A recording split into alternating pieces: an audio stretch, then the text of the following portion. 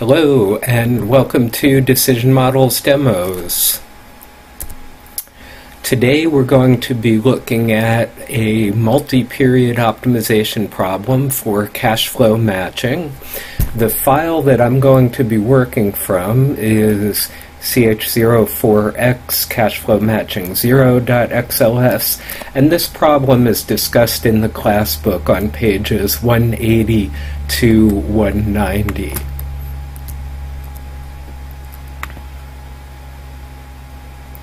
Okay, so here I have the model up in Excel, and I have myself on the Risk Solver platform tab. So I see the Solver options and model specifications window over here. And again, if you're not seeing that, what you want to do is just toggle your model button here back and forth. And that should allow you to see that window. Okay, the problem here is to determine the least expensive portfolio of bonds that we can buy now that provide cash flows in the future to meet our requirements for a project that we're doing. And at the end of the first year, 1 year from now, we need $20 million. At the end of the second year, we need $30 million. And at the end of the third year, we need $40 million. And we want to decide how much of bond 1, 2, 3, and 4 to buy to meet those cash flows, and of course minimize our surplus cash at the end of the project. So I think the first thing I'd like to do is set up our objective function, which is going to be the total cost. That's going to be the number of each type of bond that we buy multiplied by the cost per bond, which I have here in row 7. So what I'm going to want to put up here for our objective function in C3 is going to be a sum product of our decision variables. That's going to be how many bonds we're going to buy of each type of bond, and the units are millions of bonds. And that'll be the sum product of that with the cost per bond. And so if we buy one of bond 1 and nothing else, we would spend $1.04. Again, our units are millions of dollars, so if we buy 1 million of those bonds, we'd spend $1.04 million. Up here I have our reinvestment rate in G3, and that, as you will recall by looking at the problem, is the rate that surplus cash can be reinvested at from year to year.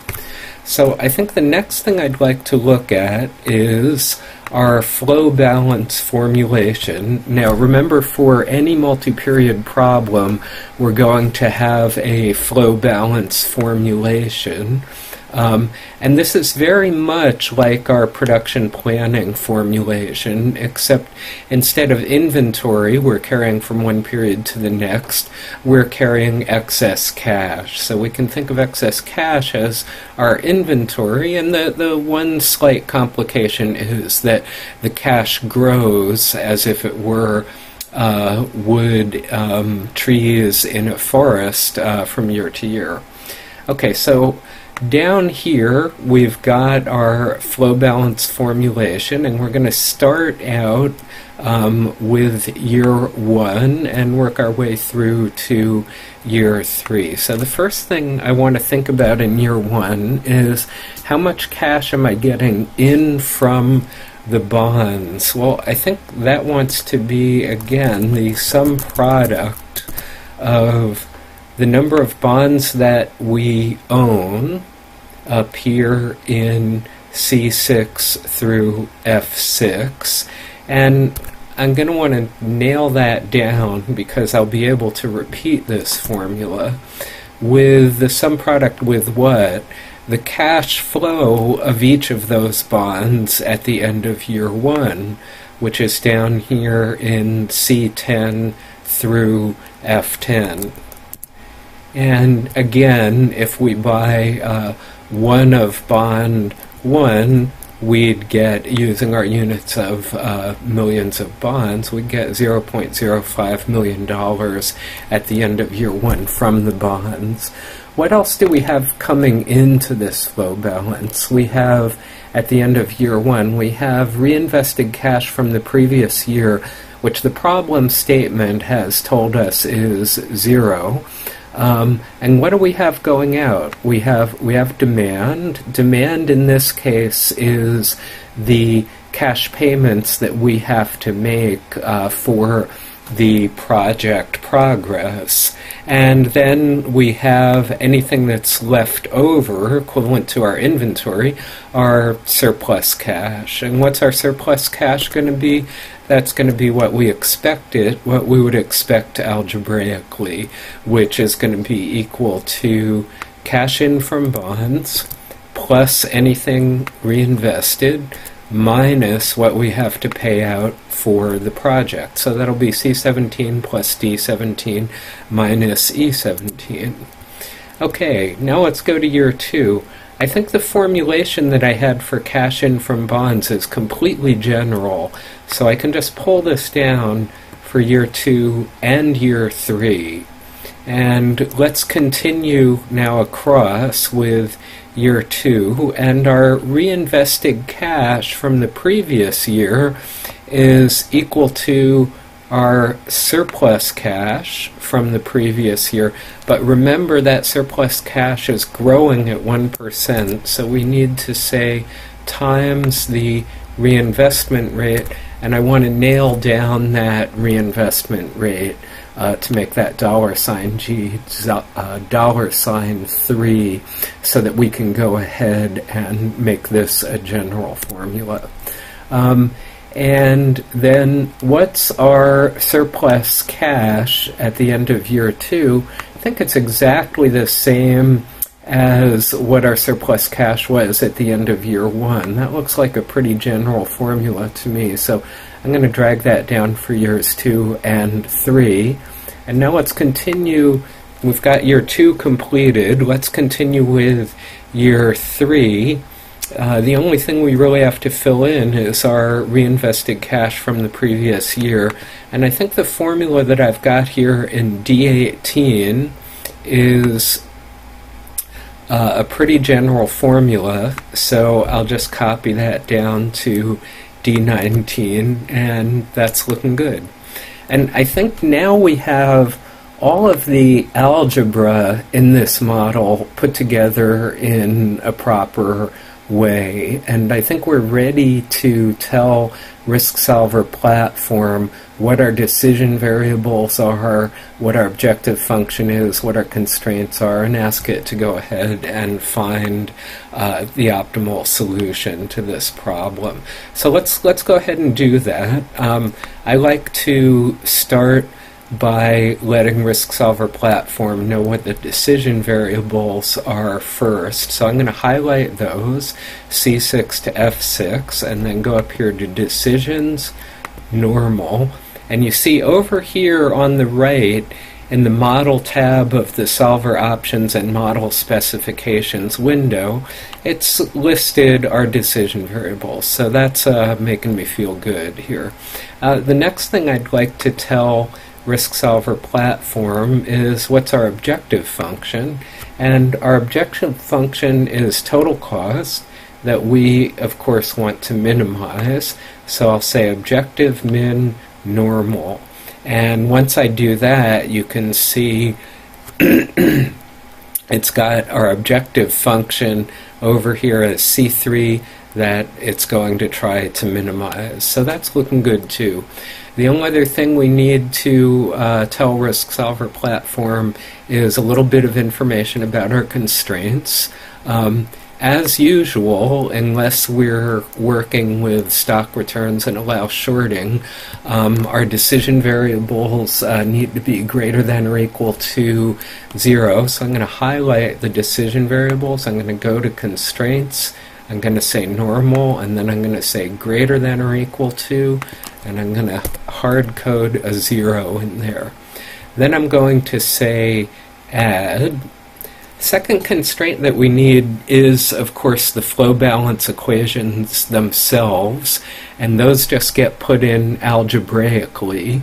And those include our demand constraints, which again, in this case, are the amounts of cash we have to pay for the project at the end of years 1, 2, and 3. So I don't have to worry about that as far as RiskSolver Platform goes, but I do have to tell RiskSolver Platform that my surplus cash at the end of each year needs to be greater than or equal to 0. You can get a very, very nice low minimum cost if you allow your surplus cash to go negative. So we don't want to do that. So we'll set our surplus cash here to be greater than or equal to 0. And I think that's all I need. So I'm going to say OK.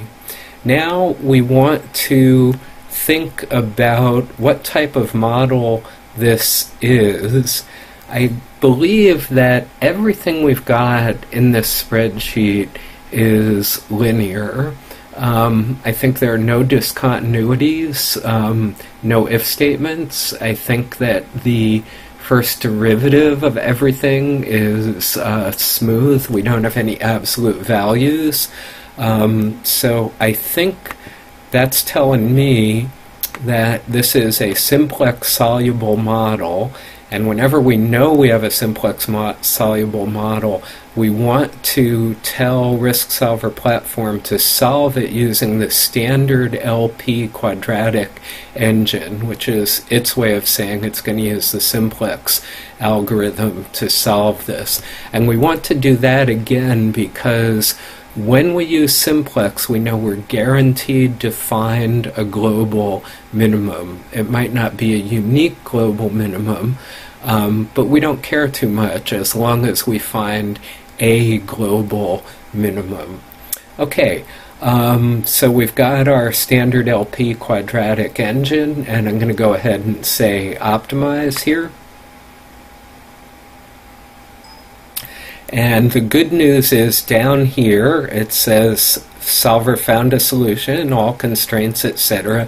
And we have that nice green background. So that tells us that the simplex method could be used to solve this problem. So that's good. But now, as always, we need to think about this a little bit. We want to make sure that all of our decision variables are greater than or equal to 0, and that's looking to be true. And we want to look at this simple set of algebraic equations down here to make sure we're doing what we need to do. We get 20 million cash in from the bonds in year 1, exactly what we need. 30 million in year 2, exactly what we need. 40 million in year 3, exactly what we need. So we never have any surplus cash. That sort of makes me begin to think, oops, maybe we made a mistake here. And so let's think about it a little more. Maybe not, because the return that we're getting on cash is only 1%. And if you look here at bond 3, for example, which matures in 1 year,